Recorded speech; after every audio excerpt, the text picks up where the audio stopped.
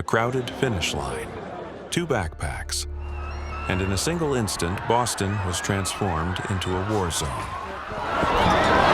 Fucked up over here.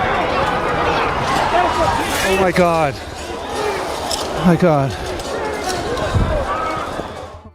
On April 15th, 2013, the Boston Marathon, a 117-year-old tradition and one of the most prestigious races in the world, was meant to be a day of celebration. Families cheered, runners pushed through exhaustion, and a city swelled with pride. But at 2:49 p.m., that celebration turned into carnage. 2 bombs tore through the crowd near the finish line, killing 3 and wounding hundreds. The men responsible weren't foreign operatives who crossed oceans to strike America. They were brothers who lived in Boston. This is the story of Tamerlan and Dzhokhar Tsarnaev, the brothers who turned a marathon into a massacre and a city into a battlefield. Tamerlan Tsarnaev, the older brother, was born in 1986 in the Soviet Union. His family, ethnic Chechens, fled conflict and instability, bouncing from Kyrgyzstan to Dagestan before eventually arriving in the United States in 2002. Tamerlan stood out as the strong, ambitious one. He dreamed of Olympic glory as a boxer. By 2010, he was the Golden Gloves heavyweight champion of New England. But that was the peak. His boxing career collapsed when rules barred non-US citizens from competing nationally. He dropped out of community college. He couldn't keep jobs. Friends recalled that he grew more radical, attending a Boston mosque and embracing extremist views. By 2011, he was posting videos linked to militant Islam and watching sermons by radical clerics online. Dzhokhar, born in 1993, seemed like the opposite. Known to friends as Jahar, he was popular, funny, and athletic. Teachers described him as bright. He earned a scholarship to the University of Massachusetts Dartmouth, where he studied marine biology. To his friends, he was just another college kid, smoking weed, hanging out, even selling small amounts of marijuana on the side. But behind the image of a normal American teenager, Dzhokhar was being pulled into his older brother's orbit. In 2011, Russian intelligence actually warned the FBI about Tamerlan, suggesting he might have ties to extremist groups. The FBI interviewed him, but found nothing conclusive. The case was closed. That same year, Tamerlan traveled to Dagestan, a region known for Islamic insurgency. He spent 6 months there, allegedly trying to connect with militant groups. No proof surfaced of direct training, but when he returned to the US, his worldview was hardened. At home, his life was unraveling. He relied on welfare benefits. His wife, Catherine Russell, converted to Islam and worked long hours while he stayed home. He grew bitter and paranoid.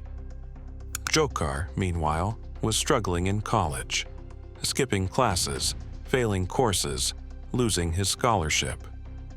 Together, the brothers drifted toward a deadly decision.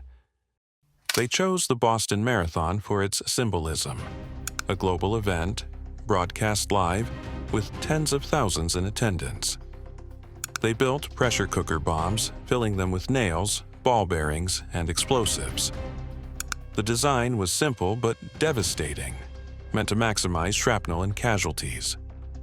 In Dzhokhar's dorm room, investigators later found materials: fireworks emptied for powder, BB pellets, wiring. They had prepared carefully, but without sophistication. This wasn't Al-Qaeda or ISIS. This was 2 brothers, self-radicalized, operating alone.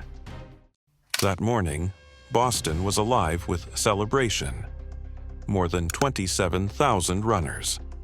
Over 500,000 spectators lined the 26.2-mile course. Families packed the sidewalks near the finish line on Boylston Street. At 2:49 p.m., the first explosion ripped through the crowd, A fireball, smoke, screams, people thrown to the ground, limbs torn apart by shrapnel. Just 12 seconds later, the second bomb exploded a block away.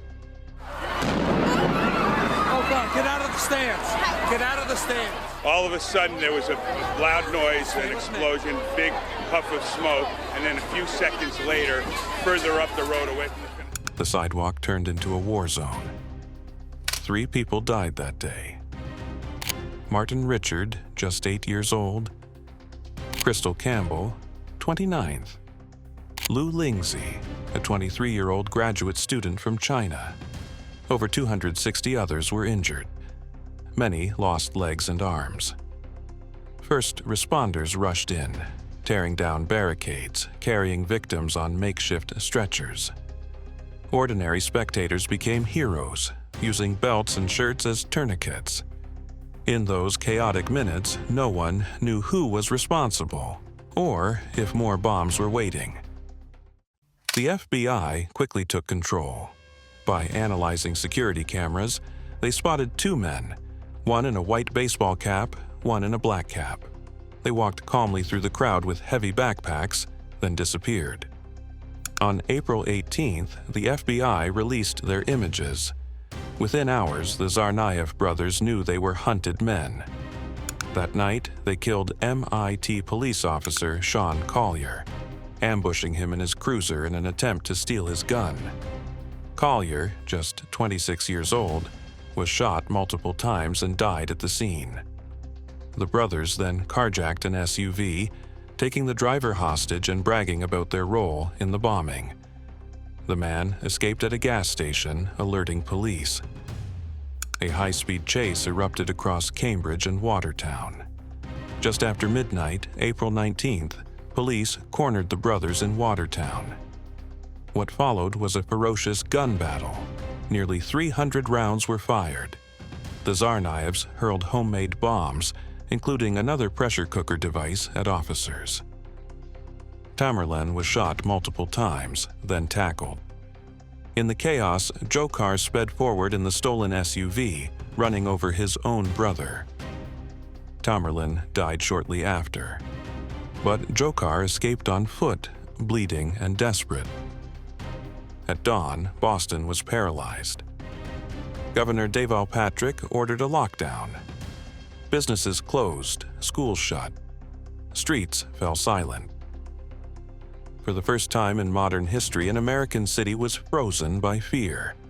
Thousands of officers went door to door in Watertown. Armored vehicles rolled through quiet neighborhoods. Helicopters circled overhead. But by late afternoon, Dzhokhar was still missing. It was a homeowner, not the police, who found him. Stepping into his backyard, the man noticed blood on his boat. Inside, curled up and wounded, was Dzhokhar Tsarnaev. After a tense standoff, police pulled him out alive. Boston cheered. People lined the streets, applauding officers as if they were returning soldiers. The nightmare was over. Dzhokhar faced 30 federal charges, including using a weapon of mass destruction and killing 4 people. The 4th victim was Officer Dennis Simmons, who died a year later from injuries sustained in the Watertown firefight. In April 2015, after weeks of survivor testimony and graphic evidence, a jury found Dzhokhar guilty on all counts. He was sentenced to death.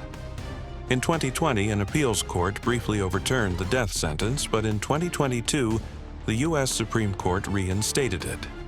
Today, he remains on death row at ADX Florence, the federal supermax prison in Colorado. The scars of the bombing run deep. Dozens of survivors live with amputations. Some suffer from PTSD, hearing phantom explosions. Families mourn children who never came home. But Boston also found strength. The phrase "Boston Strong" became a rallying cry, painted on murals, printed on T-shirts, chanted at sports games. President Barack Obama spoke at a memorial, vowing, "You will run again. Of that I have no doubt. You will run again. You will finish the race." Each year, The Boston Marathon holds a moment of silence at 2:49 p.m. Flowers are laid at the site of the blasts. For many, the marathon is no longer just a race. It's a symbol of resilience. Tamerlan and Dzhokhar never achieved glory. They left behind no movement, no army, no legacy of honor. Only destruction. Tamerlan is remembered as a bitter man whose dreams of success curdled into rage. Dzhokhar, once a smiling college kid, became a cautionary tale of how quickly a life can be twisted by ideology and loyalty. The brothers may have seen themselves as soldiers in a holy war, but the world remembers them as domestic terrorists, murderers who killed a child, a student and a young woman, and who scarred a city forever.